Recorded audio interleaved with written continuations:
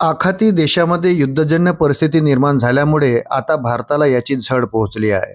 पंतप्रधान नरेंद्र मोदी यांनी भारतीयांना काटकसरीचा सल्ला दिला आहे.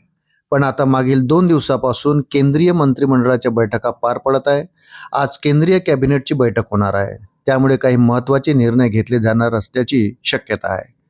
केंद्रीय मंत्रिमंडळाच्या बैठकीनंतर माहिती दिली जाणार आहे. यामध्ये इंधन बचत, सरकारी खर्चामध्ये कपात, परदेशी चलन संरक्षण आणि वर्क फ्रॉम होम सारखा मोठा निर्णय घेण्याची शक्यता आहे. सरकार आणि उद्योग जगतामध्ये याबद्दल चर्चा सुरू आहे.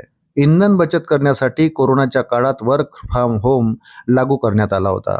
त्यामुळे रस्त्यावर वाहनांची संख्या कमी झाली होती. दैनंदिन वापरातील आणि जीवनावश्यक वाहन म्हणून परवानगी दिली होती. IT उद्योग संघटनाने याबद्दल समर्थनही दिलं आहे.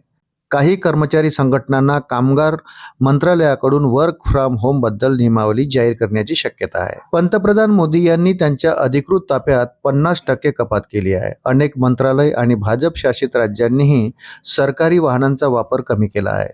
गृहमंत्री अमित शहा आणि संरक्षण मंत्री राजनाथ सिंह यांच्यासह अनेक मंत्र्यांनी त्यांच्या ताफ्यातील वाहनांची कपात केली आहे.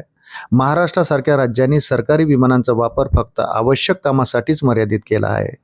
सरकारने सोनं आणि चांदीवर आयात शुल्क 6% वरून 15% केला आहे. याचा उद्देश विदेशी मुद्रा भांडारावर दबाव कमी करणे आणि अनावश्यक आयात थांबवणे आहे.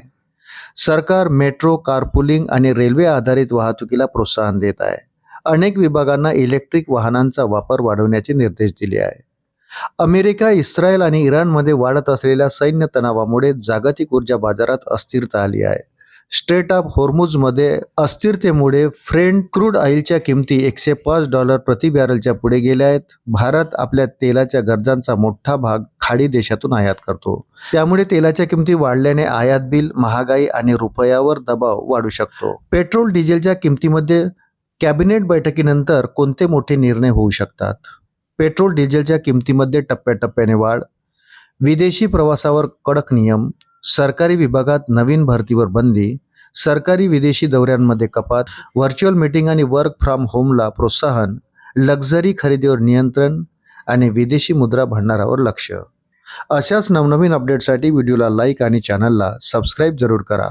धन्यवाद.